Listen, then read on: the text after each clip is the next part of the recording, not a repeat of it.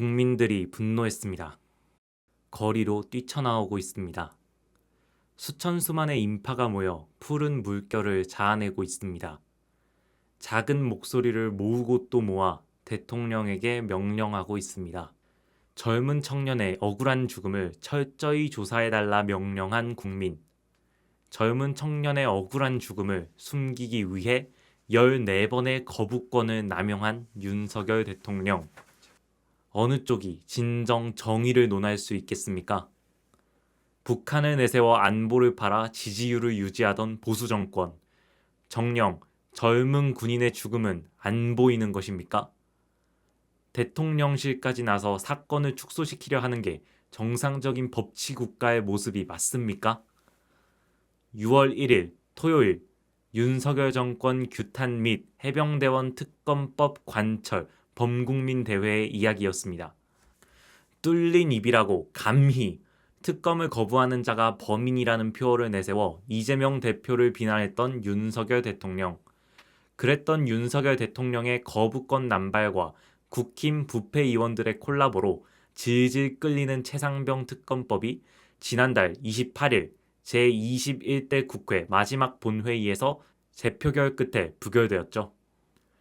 나라를 지키다 순직한 젊은 청년의 죽음을 은폐하지 마라. 제대로 밝혀내라.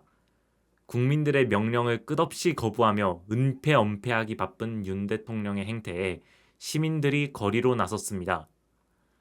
꺾여버린 20살 젊은 생명. 자식 잃은 부모의 마음을 조금도 헤아리지 못하는 정부. 그조차 못한다면 정치가 왜 존재해야 하며 인간이 짐승과 다를 게 무엇이겠습니까? 이런 짐승만도 못한 정부를 향해 맞서는 시민들의 곁엔 결국 이재명뿐입니다. 약자들의 곁에서 함께 분노해주는 사람은 이재명뿐이라는 걸 오늘 현장에서 직접 느꼈습니다. 이재명 당대표님의 명연설 바로 자료화면으로 만나보시죠. 대한민국 국민들이 직접 나서야 할 때가 되었습니다, 여러분.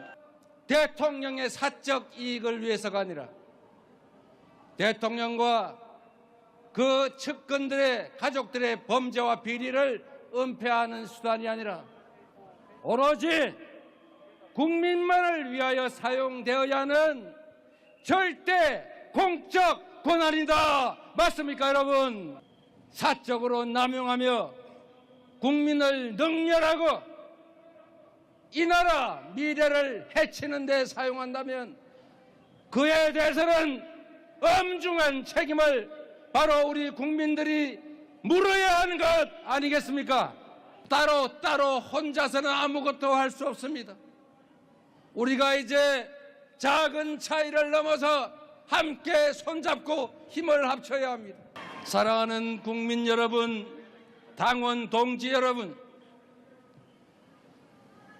망설이지 않고 신속하게 강력하게 국민이 준 권력을 행사하겠습니다. 이재명 당대표의 연설을 듣노라면 언제 끝날지 모르는 이 부패한 권력과의 싸움에서 포기하지 않을 용기를 심어주는 참된 정치인이라는 생각이 듭니다. 우리 약자들이, 국민들이 부패한 권력에 맞서 승리할 수 있기를 진정으로 바랍니다.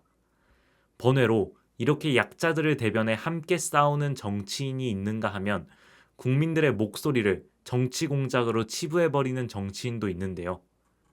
호준석 국민의힘 대변인은 이날 논평을 내어 더불어민주당과 조국혁신당 등 야당의 장외 집회에 대해 22대 국회 개헌 첫날부터 특검법을 1호 당론 법안으로 발의하며 정부를 몰아붙이더니 곧바로 탄핵 공세 노선을 달리고 있다며 안타까운 사건마저 본인들의 정치 공세 수단으로 삼아 정권을 겨냥하는 무도한 행태를 멈추라고 하였습니다.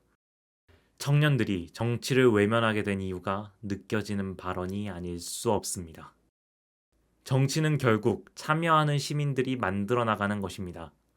저와 구독자분들의 작은 관심 하나하나가 보다 나은 내일을 위한 촛불이 됩니다. 앞으로도 청년의 시선에서 바라본 대한민국의 정치를 생생하게 전달드리겠습니다. 감사합니다.